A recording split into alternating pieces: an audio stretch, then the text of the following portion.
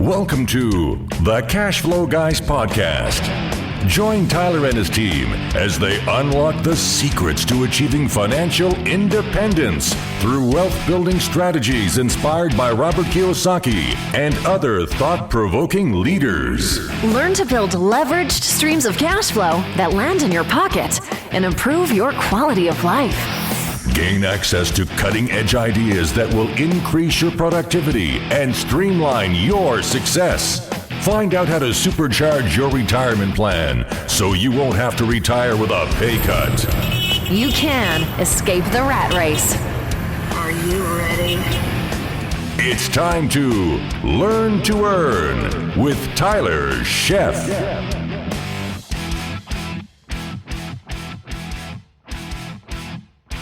Welcome to the Cash Flow Guys podcast. My name is Tyler Sheff, and I am your host. And in this episode, we're going to talk about back to basics. And, well, let's just go ahead and say, where do I start?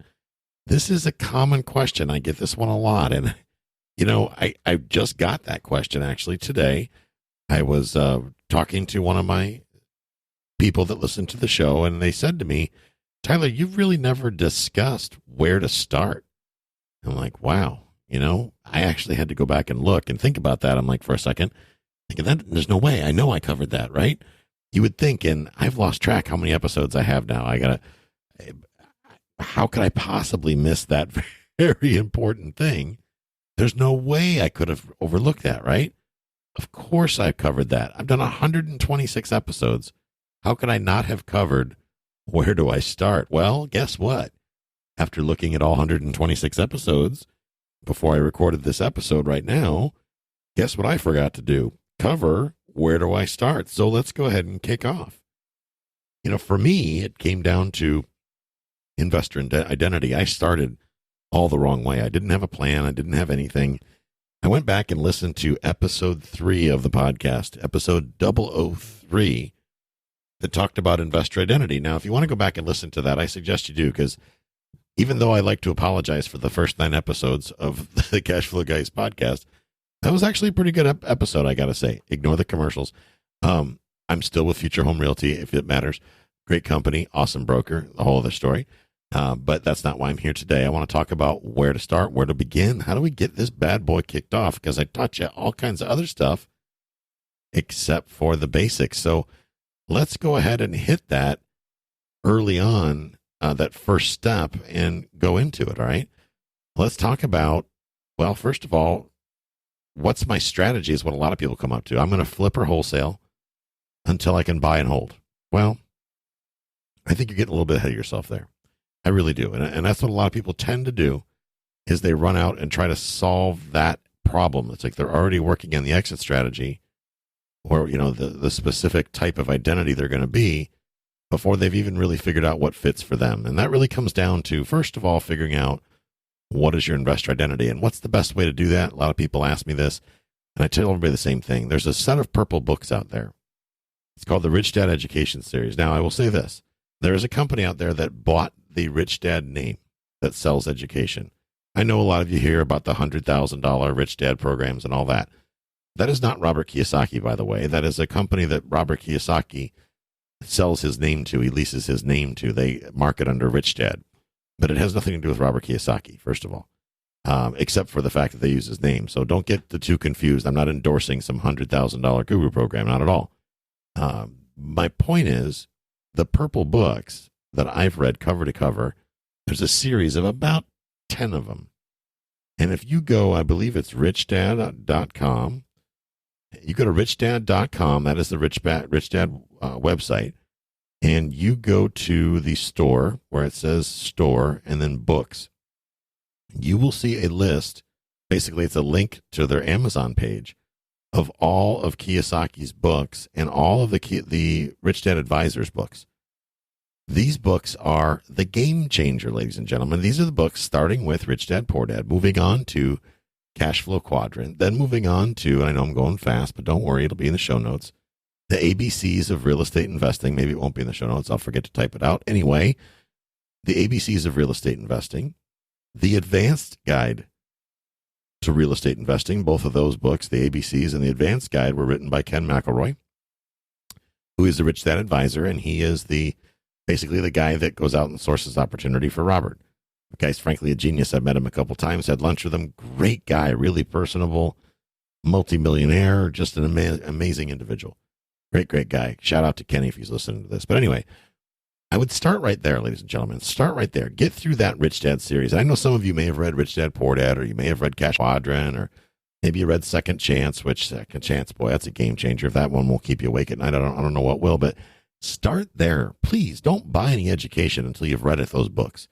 I say sit down and devour that first series of Rich Dad books. Get through that first list, okay? I just gave you 4 of them right there. From there, I would probably jump into tax-free wealth. I think tax-free wealth is a must. I would frankly get yourself a copy of the Cash Flow Game. You're thinking, Tyler, I'm too old to play games. Well, that's part of your problem, frankly. Get through, because here's the thing, and I talk about this in my mindset for the students that are signing up for the mindset, or for the mastermind, rather. They're going to get immersed in this. By that, I mean getting involved, getting your head right, getting your head screwed on so you know that's how you're going to get in the right mindset to understand how you want to earn your income, okay? That's very, very important. How you're going to earn your income, number one, is going to determine how you're taxed, okay? So keep that in mind. And the difference between a good investment and a bad investment is how much money you got left over when it's all said and done, right? So if you're out there doing activities that are highly taxed and you do not have a tax plan or a tax strategy, well, you are going to pay the piper. That's just the nature of the beast. So let's start out right there. Let's get through that series of books. Before you spend one nickel on education, I want you to go out and spend about $50 on books, okay? If you're not willing to invest $50 in yourself for education, then don't get involved in real estate investing, because you'll get what they call a seminar. John Shaw, one of our legendary investor educators here that's in our Sarasota market, talks about seminars. And by seminars, he means going out and earning a $50,000 lesson. I really don't want to do the $50,000 lesson. So please do me the courtesy of going and getting this basic education. It's a very consistent message throughout everything that he does in the Rich Dad series of books, and get through that first step of books. I don't care where you are in the investing journey. If you haven't read those first 9 or 10 books, drop what you're doing. Don't go out and get anything else. Stop and analyze. Okay? Stop and analyze. Next thing I would do, besides the Cash Flow Guys podcast, which is, by the way, just again rated in the top 10 real estate investing podcast out there. Thank you very much. We just got picked in the top 10 for Rentometer, which is one of the services that we actually use. How about that? And I didn't. I don't think they know I use them. But anyway, they rated us in their top 10 of most listened to, or best podcast to listen to in real estate investing. I'm pretty pumped up about that. I digress. Get that basic information that's going to help you develop that investor identity. Okay. Before we even figure out, are we going to flip? Are we going to wholesale? Are we going to whatever? Then I want you to start by taking an inventory. Okay. I want you to sit back and figure out, after you've read the books, because the books are going to give you an idea of what you don't know. Okay. They're going to teach you what you don't know. So you can look back at where you're at and say, okay, what am I missing? What are the things that I'm missing? And you can make a list of the tools and resources that you have available to you now. Okay. Let's start with what you do have.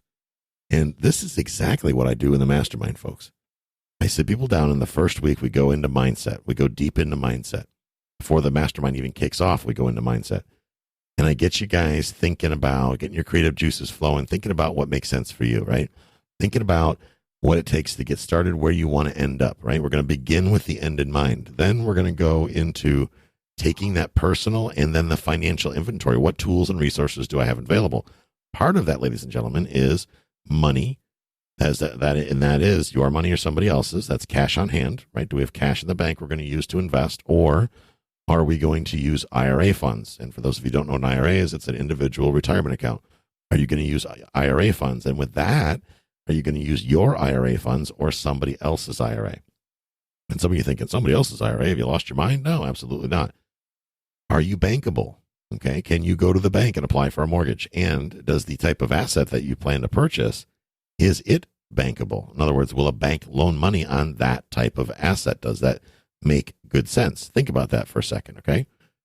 And if you're bankable, if sometimes you can be bankable, understand that the bank would be happy to loan you money. Let's say you got good credit, you got a good job, you got a little bit of a net worth going on, everybody's happy.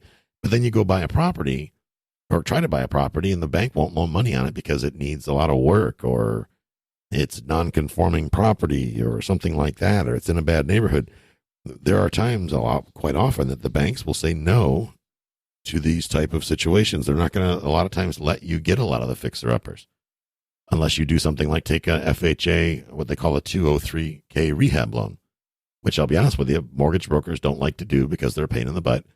And you got to hire an inspector and contractors and all this stuff. And it's a decent program, but it's a pain in the butt for everybody. So the realtors don't want to deal with it. The mortgage brokers don't want to deal with it. They want clean and easy business, right? So you got to figure all that stuff out. Figure out where you are, what your plan is, based on starting out with what do you have in the mix? What's in it for you, okay? And if you decide that the answer is, well, I need to leverage other people's money or other people's time or resources, then we're going to need to make a plan on who do we know? Who in our circle do we know that can help us on this journey? And by that, I don't mean necessarily loaning you money, quote unquote. I mean, putting their resources in with yours so you can accomplish a common goal. That's what I'm talking about. So you can accomplish a common goal together. I think that's very, very important to look at it from that perspective. Okay. So now that you've taken your mindset and you got your mindset in place and you understand the investor mindset and you understand that you have to, if you want to change your tax, you have to change your facts, like Tom Wheelwright says. And you've read maybe Mark Kohler's book on what your CPA isn't telling you. That is not a Rich Dad book, but it's one I highly recommend. So you've learned how you want to earn your income, what makes the most sense for you. You've sat down with a CPA. You've sketched out a tax plan, right? Now you're looking at, who do I know that can help me, right? Who in my area can help me? Do I have a decent realtor? Do I need a realtor? That's a question only you can answer. For some, the answer is absolutely not. I'm the smartest guy in the room. I don't need a realtor. For others, they realize they're not the smartest guy in the room. Maybe they do need a realtor. That said, you should find a realtor. And if you're going to be a buy and hold investor or actually any type of investor, you're going to have to find a realtor that's investor friendly, because not all agents decide to want to work with investors. I'll be honest with you. Us investors, we're kind of a pain in the butt to work with. I'll tell you right now. I know this because I've worked with investors. I am an investor, and sometimes I'm a pain in the butt to work with. So you got to take a good look at yourself and say to yourself, am I going to be a pain in the butt? These people are on commission. How much of my time am I going to waste before I give them something to do? Before I give them something where they can make money instead of just giving them something to do? How about giving them something to do where they'll actually get paid? Okay. So your CPA, you should have sat down with a CPA and said, I plan on doing X. So I'm going to buy rental property. Okay, great. So now your CPA should be able to sit down and help you come up with a structure that makes sense. My CPA is a wealth of knowledge. His name is Charles Shapiro. He talks about things like, it's kind of like going to college when you sit down with him. It's awesome because he asks you a lot of questions, right? Which means he doesn't make assumptions. He asks questions. I think that's awesome. And then he teaches you how to build your structure out, so how to help you. He's helping a friend of mine and a guy that's one of my students with his business that does not do real estate, but he's given him some good advice, good solid advice. I love that. So having that good CPA is incredible. Having a lawyer in place, okay, because now you're involving your family and your future, having that lawyer in place. And how's that lawyer going to help structure you for when you start making money? Now, that said, there are lawyers out there that will charge you the moon and the stars to set up a whole bunch of corporations and LLCs and all this other good stuff. Well, I honestly don't think you need any of that early on until you get close to having an asset, okay? Maybe if you're going to borrow money, if you're going to take on investors, then you'll be looking at one LLC to get that off the ground.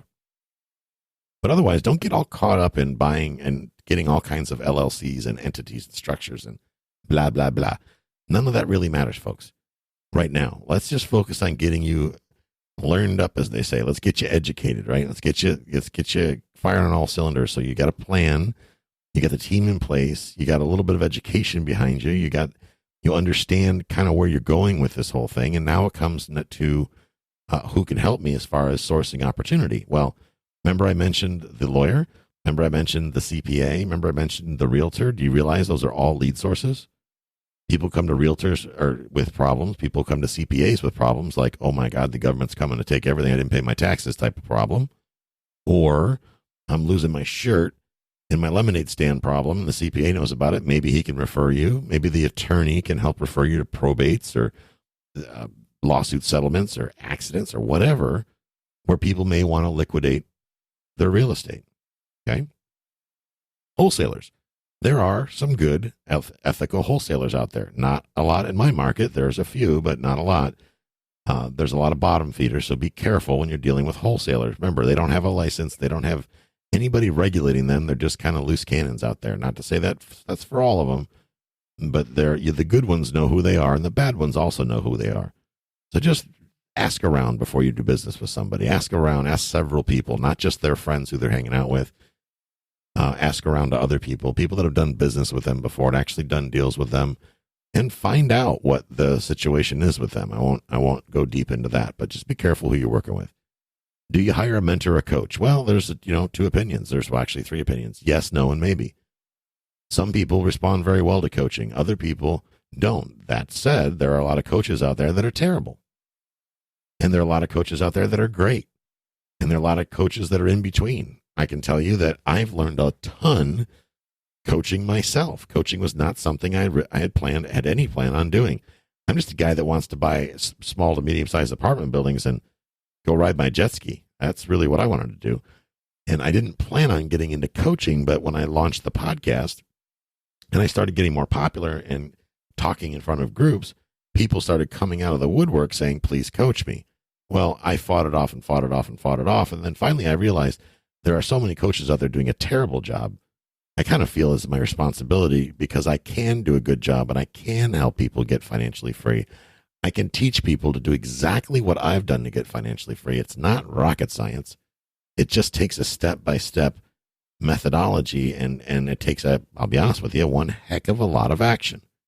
The difference between me and everybody else is talking about it, and old Tyler's out there doing it. Ask anybody that knows me personally, and I am moving and shaking. I am playing to win. Don't stand in my way. The dust does not settle on me. I get stuff done, and I make it happen. And that's really my quote-unquote secret sauce. So when you're getting started, if you think you're going to do this maybe, an hour a week, well, I'll tell you now, save your money. Get out now while you can. Okay, get out now before the guru gets a hold of you. Because there's no easy way in, okay? You just don't show up one day and people throw real estate at you. It's going to take a lot of work. What type of work that is really depends on going back to your inventory. What do you have right now? And by inventory, I don't mean inventory of properties. I mean inventory of tools, resources. Who do you know? Who's in your database? Okay. One of the very first things I want you to do is to sit down and write out who is in your database. Okay. Start a database. Realtors, you probably got 1,500 people, 2,000 people in your database. You don't even know it. You probably haven't looked at your database in 8 months or a year or 10 years. But this is a great time. Those of you that are business card rubber band type people like me, I got my hand up right now. I was that guy. Get those business cards into an Excel spreadsheet or some sort of database. And people ask all the time, what database do you use, Tyler? Well, I use a very advanced system for marketing. It helps me raise money. It helps me sell the coaching programs and Larry Harbolt stuff. And it's not anything that a beginner needs to start out with.